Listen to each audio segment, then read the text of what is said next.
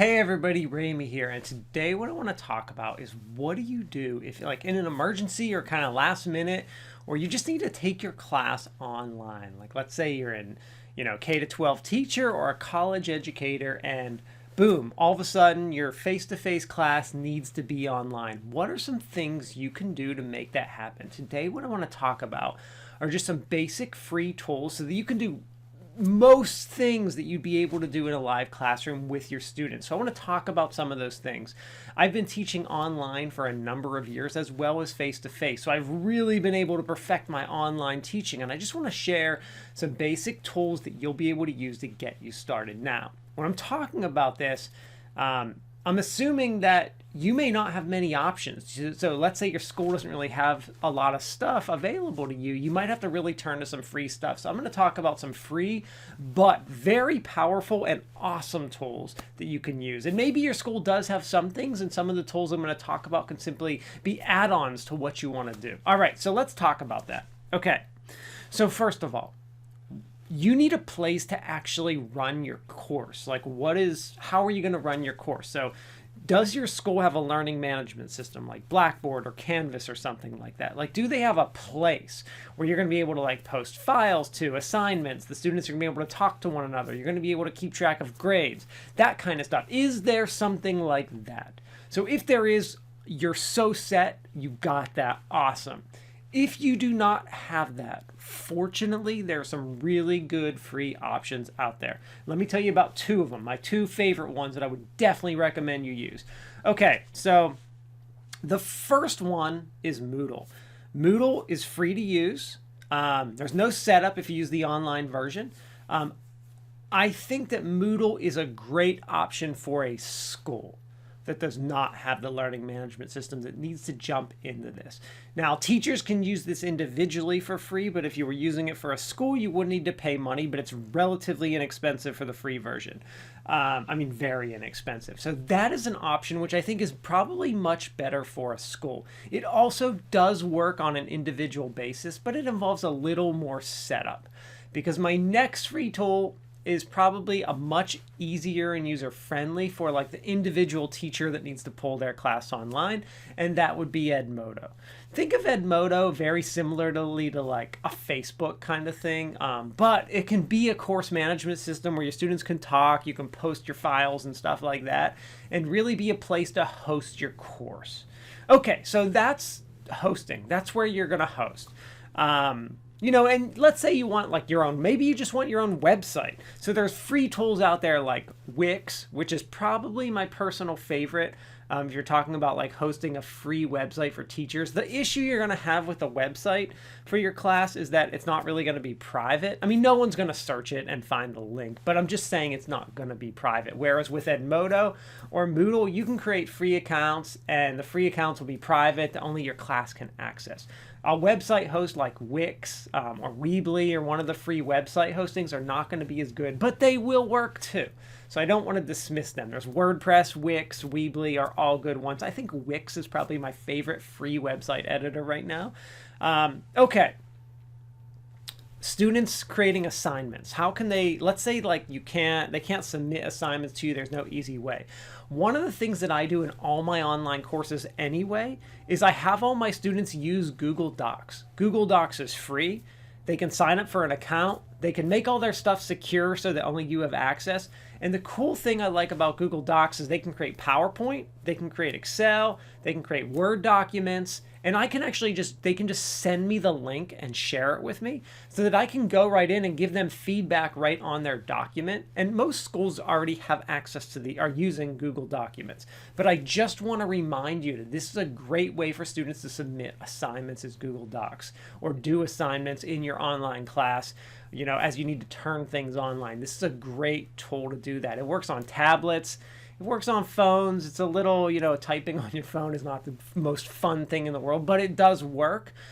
I'm just trying to point out that it's available on all devices no matter what they have, because you might need to rely on students only having a phone. They may not everyone in your class may have a computer. So, I'm just trying to think in those terms as well. All right. So There are two other things I want to talk about. One is how can you actually lecture, do live or recorded lectures? And two, how can you have discussions if like you don't have access to a discussion forum? All right, so if you need to record lectures, now as a teacher, I don't know what kind of setup computer you're going to have. Like you may not have cameras and nice equipment, so you may have like a camera on your laptop, but if you don't, you've always got your trusty cell phone that should have a camera on it, and most people today have a, even my like friends who have like a cell phone that's like 8 years old still have a camera on it. So you can always do live streams on your phone and computer is much better. But let me talk about how you actually do that. Okay, so to do it on your phone, here's what I recommend. There are several pieces of software out there designed to do this, designed for live streaming so that you can actually do something like this. So we got YouTube with it, which is free. We've got Mixer, and we've got Twitch. Now these services are all designed, now YouTube's designed for a lot of stuff, but Mixer and Twitch are really designed for game streaming, but you can stream anything on there. Here's what's cool about all these pieces of software. You can be live streaming to your class, and the students can be typing you messages like as you're talking. And then let's say a student had to miss because of the time, or they can go back and watch it another time. So you can live stream yourself giving a lecture on any topic.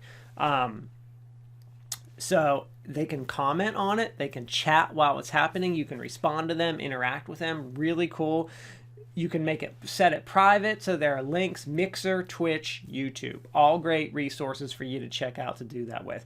Now, the advantage and disadvantage of these is if you have a camera, obviously you can like whatever's in your background can but what if you like want to show a PowerPoint while you're doing this? It makes it a little more tricky. What if you want to show just what's on your computer? Like you want to show your students how to do something. What are you going to turn to? Okay, there's a free piece of software out there. Now this does run on a computer, so you're going to have to have a computer for this one. Not going to be able to use your phone. It's called OBS. OBS. Open Broadcasting Software. OBS. It's free, open source. I will say that there's a small learning curve for it, but it's very small. It's really simple to use. It's what all the streamers or people are using. Your students are probably using it to stream their video games on Twitch and YouTube and Mixer anyway, so they probably know how to use it. But you install this piece of software on your computer and it will allow you to stream your desktop. So I could be showing my PowerPoint while I'm talking. It connects to Mixer, connects to YouTube, it connects right to Twitch. You connect your accounts and you can pick where you want to stream it to. Really cool option. I've used it a lot. I use it sometimes you can actually record something, record your desktop and yourself talking using OBS, and then upload that to YouTube if you don't want it to be live. So it's an option for just like, non-live video. So it's a really great option for you if you want to do lectures. OBS, 100% free. Download it, install it, check it out. All right. Now, the last thing I really want to talk about here is discussion. So there are a few ways you can do this. Like, first of all, if you were just doing like audio and you wanted to do a podcast for your class so that the students could learn via podcast, that kind of thing. There's a free piece of software out there for podcasting called Anchor. It's 100% free, super easy to use. You can give your students access to it, and they can have access to all your podcasts that you wanted to create for your class. But let's say, so Anchor, that's free podcasting. But let's say you want to type and you really want like a discussion forum. And you've checked out Moodle, you've checked out Edmodo, maybe they're not fitting your needs, and you really just want a discussion. Like let's say you just want a private discussion. My personal favorite is Reddit. It's free. You can create a channel that's 100% private, a chat room that's 100% private for just your students, and you can talk about class stuff in there. I think it's a really great free option. Your students probably all have accounts for it too, which makes it easier. But it's a really great free option for your students. So these are some tools that I do recommend that you check out. I think that they're good free options if in a jam, you're in a bind and you need to, how can you plan to have your class on? Like, how can you just all of a sudden make it when you haven't invested into it? And I'll talk more in another video about like strategies that you could potentially use and stuff like that. But for this one, I really just wanted to talk about what are some of those tools. So let's go through them again, just so you're familiar.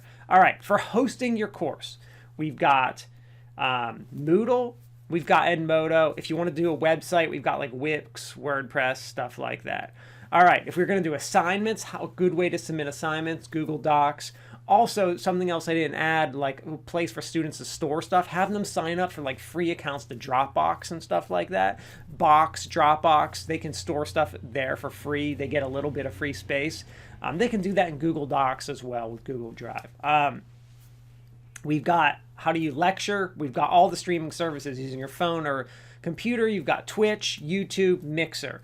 If you want to display your screen, software like OBS. And for discussion, well, we've got things like for podcasting, we've got tools like Anchor that are free to publish and host a podcast. And then for typing discussion, we've got things like Reddit that are 100% free and private. All right, I hope this helps you. I know that this isn't the kind of video that you want to like. I'm not like looking forward to people having to use this, but I hope it can help anyone who does have to, maybe their school's being shut down for something for a week or two and they need to be online and they don't really have any options. I hope that I can help you out. Thank you all. Have a good day.